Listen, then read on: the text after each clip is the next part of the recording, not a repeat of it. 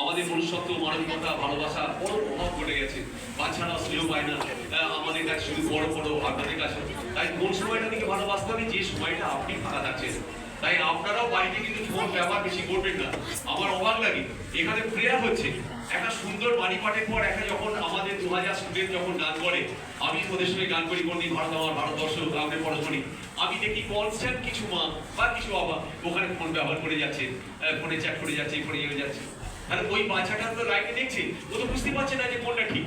Headmaster মশাই বলছে phone ব্যবহার করা চলবে না, একদম ফোন ব্যবহার করা চলবে না, আর মা ফোন ছাড়াই থাকতে পারে না।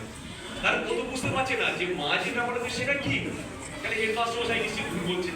তাহলে সেই জন্য আপনাদের বলছি যে আপনারা বাড়িতে ফোন কম ব্যবহার করুন, না হলে 4-5 বছর পরে ফিডব্যাক পেয়ে যাবেন। বড় চরম ক্রাইসিস পিরিয়ডে এই বাচ্চাগুলো পড়াশোনা করছে।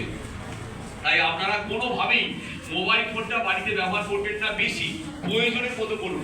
আর ওই বাচ্চাগুলোর মোবাইল একদম চলবে না। যদি কোনো বাচ্চা মোবাইল ফোন অ্যাডিক্টেড হয় আমাকে বলুন, আমি কথা দিচ্ছি একদিনের মধ্যে সে মোবাইল ফোন ধরবে না।